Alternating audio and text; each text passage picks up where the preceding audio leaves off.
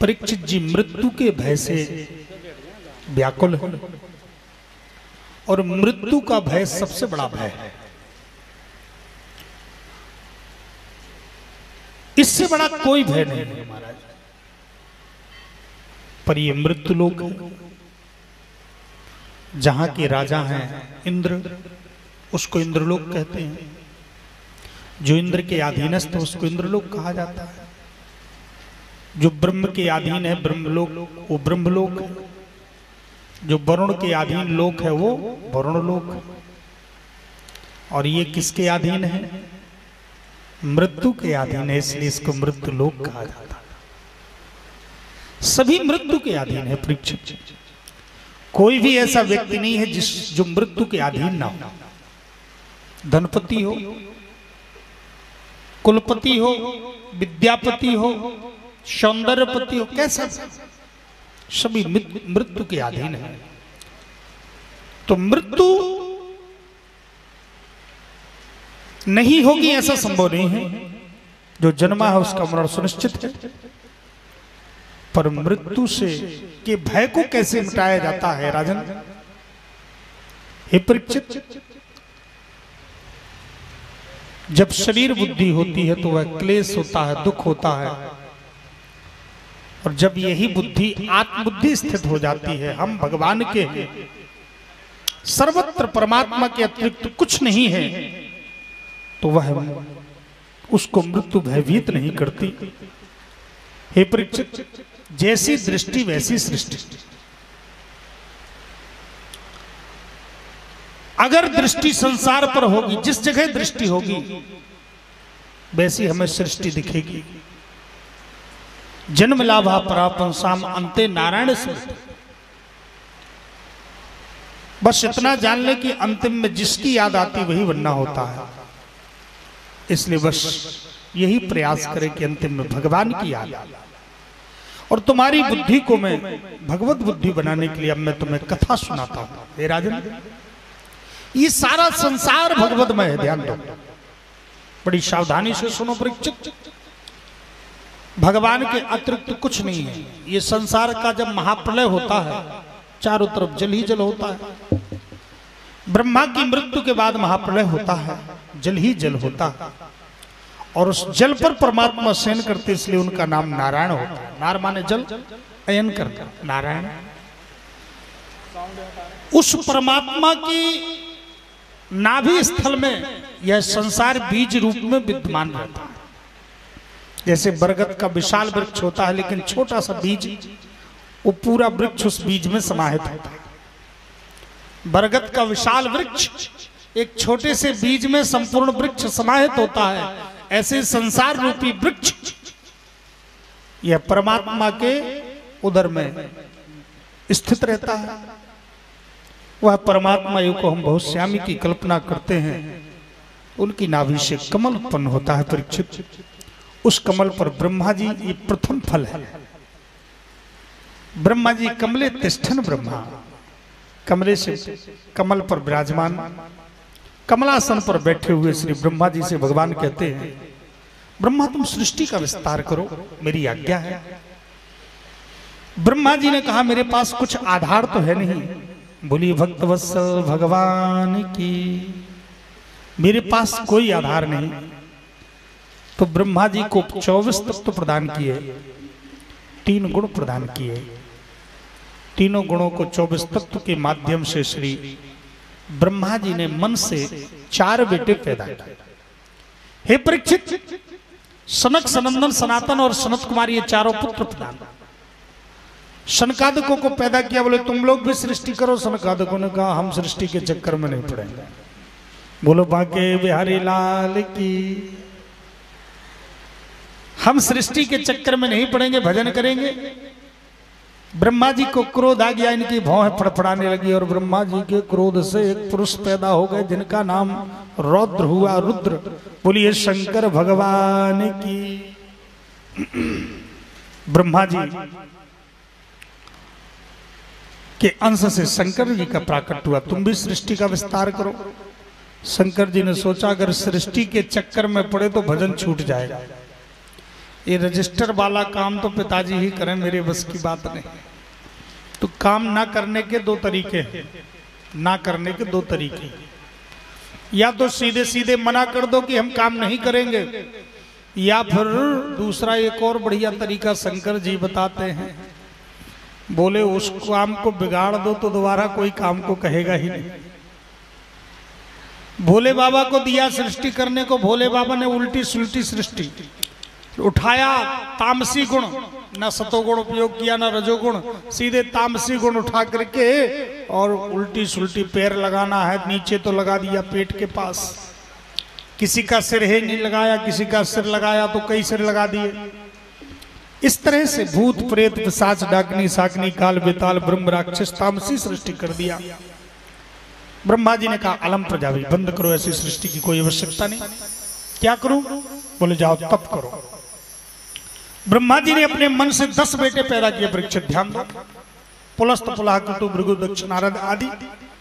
पर ब्रह्मा जी ने अंडज पिंडज स्वेदज उद्भिज आदि उत्पन्न करके सोचा कि मानसी सृष्टि तो कहां तक चलेगी, अब यहां से मैथुनी चलनी चाहिए। और मैथुनी सृष्टि के लिए ब्रह्मा जी का शरीर 2 भागों में विभाजित हो गया। बोलिए भक्तवत्सल भगवान की।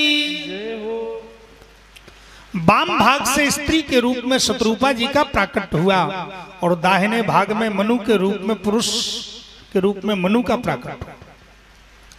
हम मनु की संतान, इसलिए हमें मनुष्य कहा जाता, मानव कहा जाता। मनु की संतान होने के कारण हमें मानव कहते हैं। और ब्रह्मा जी के वाम भाग से स्त्री की उत्पत्ति हुई है, इसलिए स्त्रियों का बायां भाग श्रेष्ठ होता है और पुरुष की उत्पत्ति दाहिने भाग से, इसलिए दाहिना भाग श्रेष्ठ। तुम लोग भी सृष्टि का विस्तार करो। ब्रह्मा जी की आज्ञा को पा करके मनु और शत्रुपा ने 3 बेटियां और 2 बेटे पैदा किए। जानते हो परीक्षित? आकुति देवहूति प्रसूति बेटियां, प्रियव्रत और उत्तानपाद बेटा। लेकर के पहुंच गए पिताजी, चारों तरफ जल ही जल है, कहां रहेगी मेरी संतान? ब्रह्मा जी को याद आ गया, वो कश्यप और दिति के माध्यम से शनकादिकों के द्वारा श्रापित जय और विजय 3 जन्म तक जो राक्षस की उनको श्राप लगी है, वही पहले जन्म में हिरण्याक्ष हिरण्याकश्यप बन करके यह हिरण्याक्ष दुष्ट पृथ्वी को चुरा करके ले गया। प्रभु ही कृपा करके पृथ्वी को स्थापित करे और भगवान से प्रार्थना किया। भगवान प्रार्थना पर उपस्थित हुए, 12 के रूप में हिरण्याक्ष का वध करके परीक्षित पृथ्वी को स्थापित किया। बोलिए श्री भक्तवत्सल भगवान की, श्री वाराह भगवान की। कर्दम प्रजापति के साथ में देवहूति का विवाह हुआ, जिनकी 9 कन्याएं हुई। एक पुत्र हुए जिनका नाम कपिल, जिन्होंने अपने ज्ञान के द्वारा मां देवहूति को दिव्य उपदेश दिया है। दूसरी कन्या जो मनु की है आकुति, उसका विवाह हुआ रुचि प्रजापति के साथ। और जानते हो परीक्षित, तीसरी कन्या है उसका विवाह हुआ दक्ष प्रजापति के साथ। सबकी संतान तो चली, पर दक्ष प्रजापति की केवल कन्याएं हुई 16 कन्याएं। 16 कन्याएं हुई, जिसमें 13 कन्याओं का विवाह एक ही दुल्हा के साथ हो गया। बोलो मां के बिहारी लाल की। 13 कन्याओं का विवाह एक ही दुल्हा के साथ हो गया। वो दुल्हा कौन से हैं? जो दक्ष की 13 कन्याओं से विवाह हुआ, उनका नाम है धर्म। धर्म के साथ दक्ष की 13 कन्याओं का विवाह हो गया। धर्म की 13 पत्नी। पहली पत्नी का नाम है श्रद्धा। श्रद्धा, मैत्री, दया, शांति, तुष्टि, पुष्टि, क्रिया, उन्नति, तितिक्षा, मूर्ति। अंतिम पत्नी का नाम मूर्ति। 13 धर्म की पत्नियां हैं और 13 पत्नियों से एक एक बेटे का जन्म हुआ। श्रद्धा से शुभ का जन्म हुआ, जो हम शुभ लाभ लिखते हैं ना, ये धर्म और श्रद्धा के पुत्र हैं। फिर मैत्री से शुभ का जन्म हुआ। फिर अंतिम जो पत्नी है मूर्ति, उससे भगवान नर नारायण का प्राकट हुआ, जो बद्री विशाल में तपस्या करते हैं। बोलिए नर नारायण भगवान की। बद्री विशाल क्यों जाते हैं सभी लोग? इसलिए जाते हैं क्योंकि बद्री विशाल भगवान ने यह संकल्प लिया है, जो भी भक्त मेरा दर्शन करने के लिए आएगा उसको मैं अपनी तपस्या का 10वां हिस्सा केवल दर्शन मात्र से ही प्रदान कर दूंगा। तो गृहस्थ जीवन में तपस्या नहीं हो पाती है, इस कलयुग में तप करना बड़ा कठिन काम है, इसलिए लोग जाकर के बद्री विशाल का दर्शन कर लेते हैं और हमें उसका फल प्राप्त हो जाता है। इसलिए हमारे पूर्वजों ये तीर्थ दर्शन की परंपरा बनाई। बोलिए बाके बिहारी लाल की जय हो। बोलिए बद्री विशाल भगवान की। बद्री विशाल नर नारायण महाराज बद्रीनाथ जो गए होंगे देखा होगा, ये पृथ्वी का स्वर्ग कहा जाता है। पृथ्वी का स्वर्ग, बड़ा आनंद। अब वहां तो ठाकुर जी की कृपा से भागवत कथा भी हुई है, तो वहां का रस, वहां का कथाएं सब जगह होती, पर बद्रीनाथ जी में जो कथा का आनंद मिला वो अब हृदय ही कह सकता है, वाणी का विषय नहीं है। जैसे रसगुल्ला आपको खवा दें और कहें बताओ कितना मीठा है, तो आप उसका अनुभव ही कर सकते हैं, उसको वाणी से व्यक्त नहीं कर सकते। कहेंगे मीठा है, अब कितना मीठा है ये तो खाने से ही पता चलता है। कुछ सिद्धांत अनुभव गम्य होते हैं जो बताया नहीं जा सकता। राम नाम कितना मीठा है बताने से नहीं लगेगा, जब जप शुरू कर दोगे तो पता चल जाएगा कितना मीठा है। ऐसे ही श्री बद्री विशाल भगवान के यहाँ पहुंच करके जो आनंद प्राप्त होता उन्हीं को पता है, जो पहुंचे, जो गए हैं, जिन्होंने दर्शन किया। अद्भुत आनंद। ये धर्म की जो 13 पत्नी है उसमें से मूर्ति और धर्म के माध्यम से नर नारायण का प्राकट हुआ।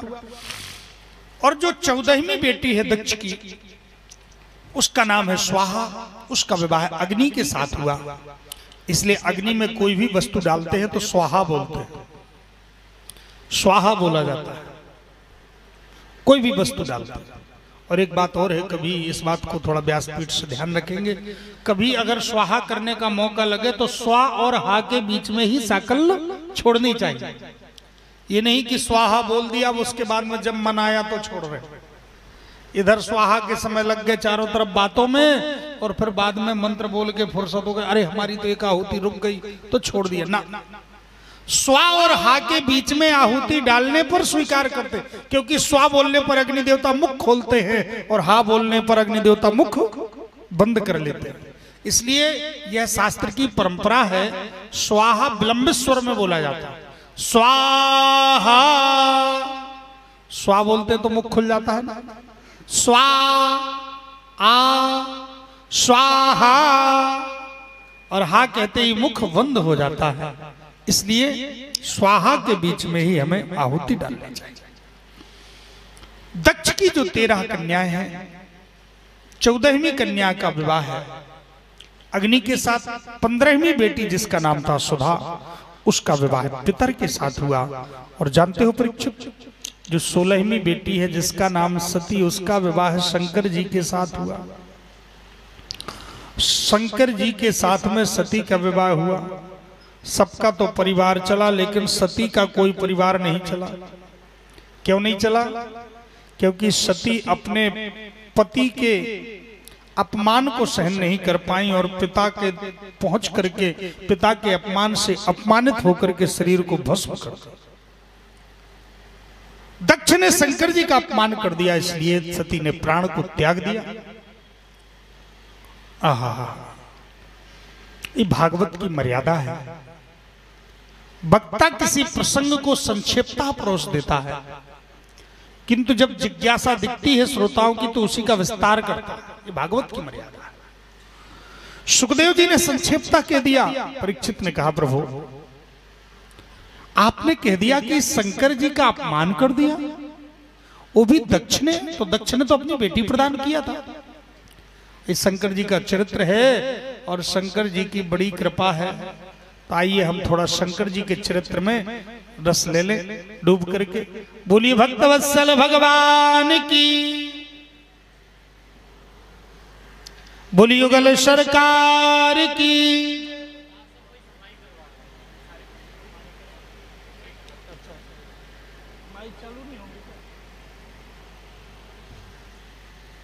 बोलिए युगल सरकार की जय।